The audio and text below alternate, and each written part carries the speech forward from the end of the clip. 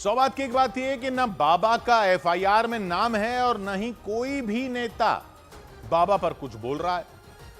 हर तरफ के लोग हाथरस हादसे पर बोल रहे हैं, लेकिन बाबा पर कोई सवाल ही नहीं उठा रहा। प्रशासन पर सवाल उठा रहे हैं, पुलिस पर सवाल उठा रहे हैं, बाबा के सेवादारों पर सवाल उठा रहे हैं, आयोजकों पर सवाल उठा रहे हैं, लेकिन बाबा पर कोई सवाल नहीं उठा रहा। किसी भी पार्टी का कोई भी नेता सवाल नहीं उठा रहा।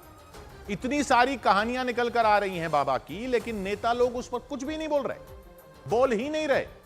जो नेता किसी भी हादसे के पीछे, किसी भी अनहोनी के पीछे, किसी भी दुर्घटना के पीछे, किसी भी स्कैंडल के पीछे अपने विरोधियों का हाथ होने में जरा भी देर नहीं लगाते, अपने विरोधियों पर यह इल्जाम लगाने में जरा भी देर नहीं लगाते कि असली दोषियों को संरक्षण दिया जा रहा है, वो नेता इस बाबा नारायण साकार हरि को दोषी भी नहीं बता रहे, बाबा पर कोई आरोप तक नहीं लगा रहे। क्या सिर्फ इसलिए क्योंकि बाबा के लाखों भक्त हैं? ऐसा भी बताया जाता है कि बाबा के ज्यादातर भक्त एक ही समुदाय से आते हैं। तो क्या नेताओं को लगता है कि बाबा पर सवाल उठाया तो बाबा के भक्त नाराज हो जाने का खतरा है? और भक्त भी तो कुछ नहीं कह रहे। इतना सब कुछ हो गया, इतने लोगों की जान तक चली गई, बाबा का कुछ अता पता नहीं। क्या भक्त भी यही मानते हैं कि इसमें बाबा का कोई दोष नहीं हो सकता? क्योंकि भक्त उस दिन भी प्रशासन को ही गाली देते सुने गए थे, पुलिस पर गुस्सा होते देखे गए थे, लेकिन कोई यह कहते नहीं सुना गया था कि बाबा ने यह क्या कर दिया। तो क्या नेता भी यही भांप कर बाबा पर कुछ नहीं बोल रहे कि इतना बड़ा समुदाय नाराज हो जाएगा?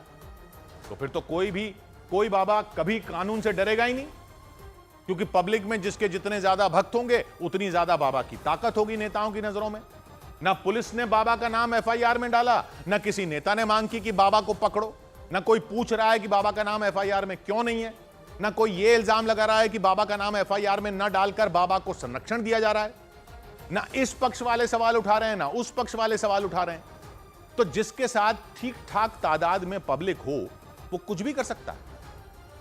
अगर इस बाबा के भक्त नाराज हो गए तो आपकी पार्टी के वोट चले जाएंगे, या आपको यह डर है कि बाबा के भक्त आपसे नाराज हुए तो बाबा के कहने पर आपके विरोधी के वोटर हो जाएंगे?